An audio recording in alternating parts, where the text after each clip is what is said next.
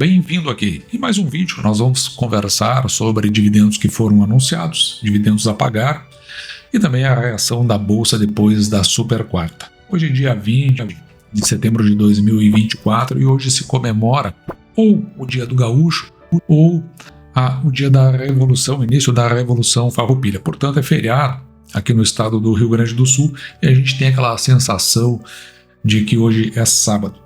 E como é feriado, nós estamos por iniciar uma viagem nesses próximos dias, né? Sexta, sábado e domingo, e portanto estamos um pouco mais à vontade, já pronto para embarcar nessa viagem. Talvez até nem grave vídeo para o dia de amanhã. E com relação ao dia de hoje, só dando uma passada bastante rápida, agora são aproximadamente 5 para as 9 da manhã, o mercado só vai abrir daqui a 1h05, mas a Revolução Farroupilha, ou Dia do Gaúcho, né? Essa questão toda ela se dá. O propósito aqui não é a história, só para a gente dar uma relembrada, saber o que aconteceu. Uma das referências que eu tenho é esse livro do Giovanni Mesquita do Estreito. Ele não tem à venda nas livrarias, é um livro que você compra direto com o autor. Ele vai do nascimento do Bento Gonçalves até a Revolução e conta a história desde que inicia a Revolução pela Independência do que hoje é conhecido como o Uruguai, né, o país, a República do Uruguai, a República Oriental do Uruguai, onde você, Gervásio Artigas, porque Artigas é muito conhecido, se você for para o Uruguai você vai ver que tem muita referência a ele, mas ele inicia o processo de separação do que era chamado Banda Oriental do restante da América Hispanohablante, que é, enfim, a América que pertencia à Espanha. E então ele inicia essa revolução, ele faz a separação, depois tenta invadir o Brasil pelo Rio Grande do Sul, e então inicia uma guerra com relação aos exércitos de Artigas, que é vencido pelos brasileiros, e assim é tomado essa região, né, chamada de Banda Oriental, pelo Brasil, e que virou a República Cisplatina. Ficou governada até pelo República Cisplatina, não, Província Cisplatina. Porque aqui o Rio Grande do Sul, antigamente era chamado de Província de São Pedro. Então, houve mais um estado anexado ao Brasil. O que acontece é que o restante, né, da América Hispanohablante, aí já não sob tanta interferência da Espanha, houve uma tentativa de retomada. A gente precisa lembrar, né, a independência do Brasil em 1822, e já dentro desse contexto, a Cisplatina pertencendo ao Brasil, então querendo ser tomada a província pela América Hispanohablante, inicia essa guerra que os livros vão dizer que ninguém ganhou, mas na verdade eles venceram a guerra, tomaram a Cisplatina e inicia então o primeiro governo do que seria, né, a República do Uruguai, e que teve à sua frente o Fructuoso Artigas. E se você... Desculpa, não é o Fructuoso Artigas, Fructuoso Rivera. O Fructuoso Rivera é o que dá nome à cidade de Rivera, que fica aqui em proximidade com o Rio Grande do Sul, né, é uma área limítrofe. E a partir daí, com essa perda e o Brasil endividado por guerras, então ocorre a renúncia do Dom Pedro I, fica um regente, mas na verdade era um grupo que governava o Brasil e até tinha que se pagar por essa guerra. Enquanto que aqui no Rio Grande do Sul tinha uma composição, né? Tinha o presidente, naquela época era presidente da província de São Pedro, e ele tinha um assessor que era representante então da regência do Brasil, chamado Sebastião Mendes, e eles tramavam, segundo esse livro aí, com o então presidente do Uruguai, Fructuoso Rivera, para que houvesse uma separação e a fundação de um novo país, um quadrilátero, Brasil, Uruguai e também aquela região. Se você for olhar no mapa, você vai ver a região de Corrientes. E o que acontece é que houve uma oposição aí com relação ao Bento Gonçalves, que lutou todas essas batalhas aí, que levou inclusive a ingressar sobre o Uruguai e depois na perda do Uruguai também. E dentro desse contexto, e para poder pagar a guerra que tornou independente o Uruguai, se sobretaxou o Rio Grande do Sul. Nas terras, se sobretaxou nos bens, enfim, acho que até em outros... na época não se tinha essa ideia de serviços, né? Mas principalmente houve uma sobretaxação que, segundo Saint-Hilaire, quando esteve visitando o Rio Grande do Sul, ele descreveu um povo muito simples, casas com janelas abertas e às vezes sem janela, que não fechava, ou até portas abertas. Era uma vida muito simples, era assim que ele descrevia o morador do Rio Grande do Sul da época. Mas tinha uma questão, a forma como eles tratavam as montarias. Então, do escravo ao dono de terras, as montarias eram todas adornadas com ouro e prata, e houve uma sobretaxação de ouro e prata. E aí começa uma revolta entre as pessoas. No conflito com o presidente da província de São Pedro, junto com Sebastião Mendes, é que há essa confusão, e então Bento Gonçalves toma a cidade de Porto Alegre. E aí começa a Revolução Farroupilha, que marca o dia de hoje. Ela dura 10 anos, vai de 1835 a 1845, onde é tomado de volta, porque ali tinha, depois no meio dessa história, que criou uma ideia separatista, mas o Rio Grande do Sul, então chamada província de São Pedro, ela retorna ao Brasil, e somente depois, no golpe de 1889, golpe militar sobre Dom Pedro II, é que é criado o estado do Rio Grande do Sul. Mas vamos aos fatos, que é o que interessa aqui para o nosso canal. Isso é só para a gente relembrar nossa história, saber de onde a gente vem e por que a gente está indo para determinados lugares. Mas o Bradesco, ele publicou ontem esse fato relevante, onde ele declara que o pagamento de juros sobre capital próprio na ordem de 2 bilhões de reais, o que vai dar aqui, em valores brutos, 17, quase 18 centavos por ação ordinária e 19, quase 20 centavos por ação preferencial.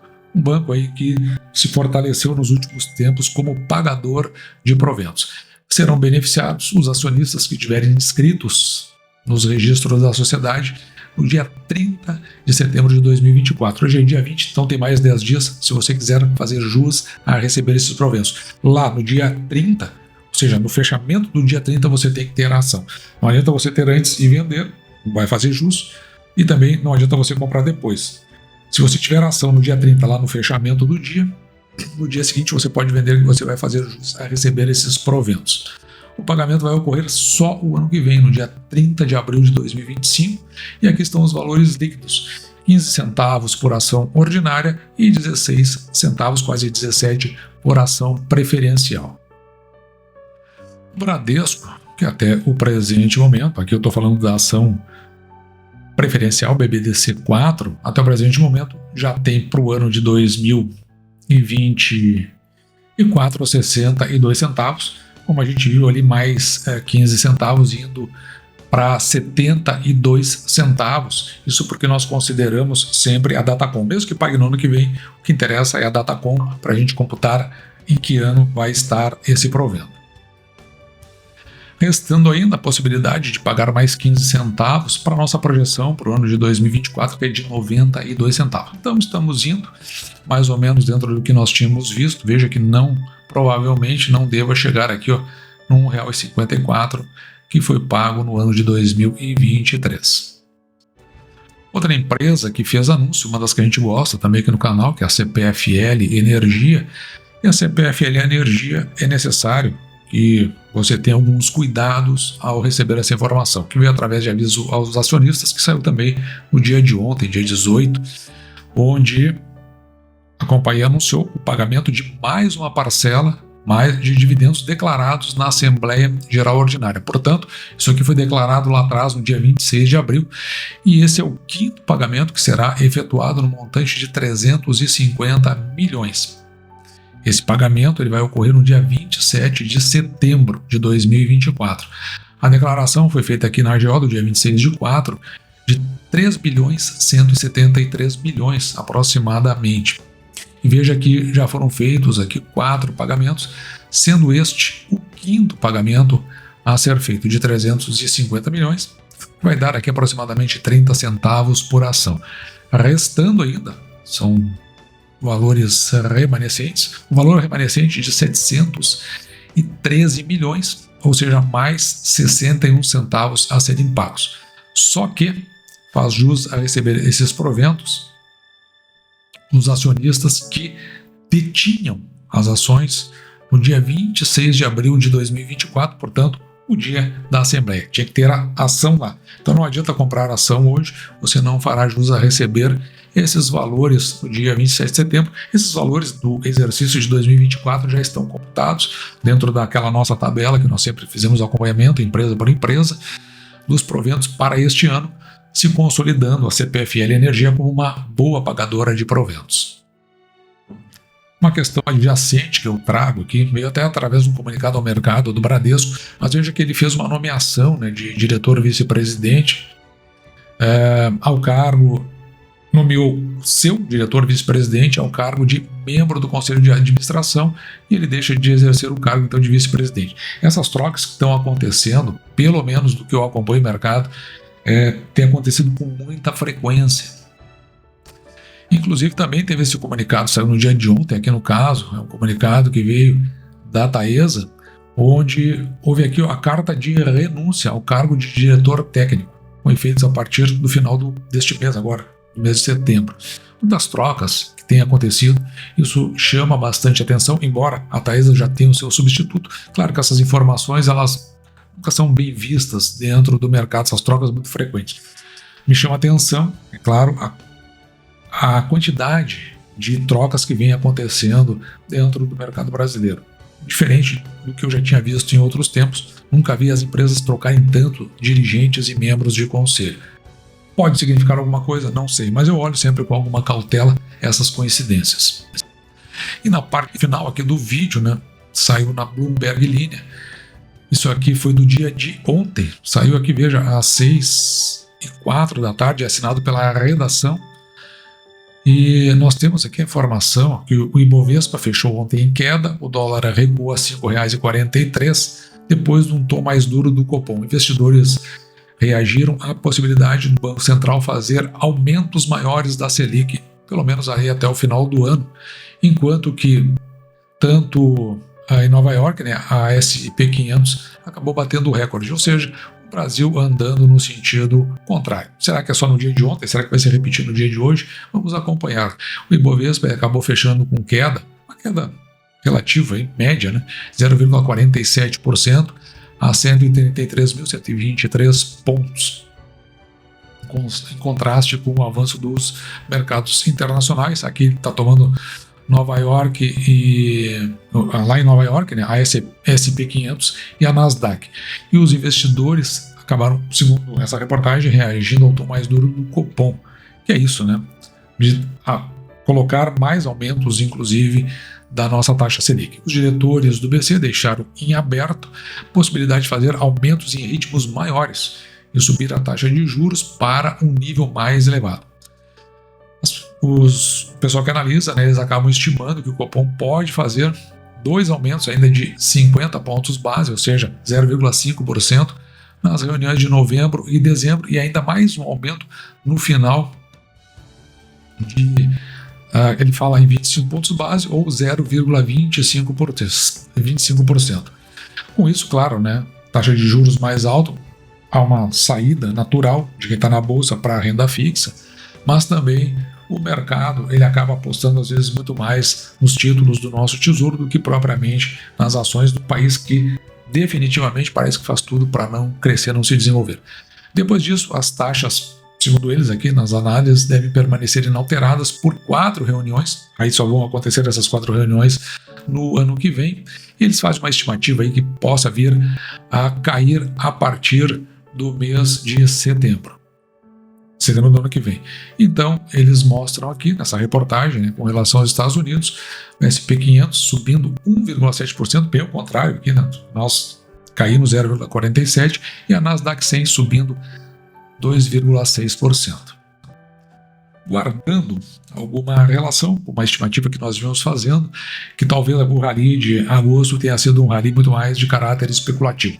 Com essas novas informações, pode haver aí até uma queda um pouco mais consistente, não sei se ao longo do tempo, mas o fato é que algumas ações, chegando aos preços que nós estamos interessados, nós vamos iniciar aquele processo que você já acompanhou aqui no canal, de nós irmos comprando pouco, gradativamente, e sempre fazendo uma reserva de emergência para o caso de uma sucumbência. Sucumbência no sentido estrito da palavra. Eu até nem vou usar essa expressão, mas uma queda mais vigorosa da bolsa, então a gente faz uma compra mais consistente, já tendo os nossos marcadores de entrada em algumas ações que fazem parte aqui da carteira do canal. Você pode ir acompanhando essas informações. E dito isso, eu vou ficando por aqui hoje de uma maneira mais informal, isso porque daqui a pouco já estamos embarcando para a viagem, como eu disse no início, e vamos ver se é possível gravar um vídeo amanhã, já que estando em viagem, às vezes os tempos, né, ficam muito apertados, mas provavelmente se acontecer, nós vamos comentar ou sobre o que aconteceu hoje no mercado, ou principalmente se nós fizermos alguma aquisição de uma nova ação para nossa carteira aberta. E dito isso, eu vou ficando por aqui. Espero você tenha gostado. Me despeço de você, desejando que você fique com Deus e deixando, como sempre, meu grande abraço.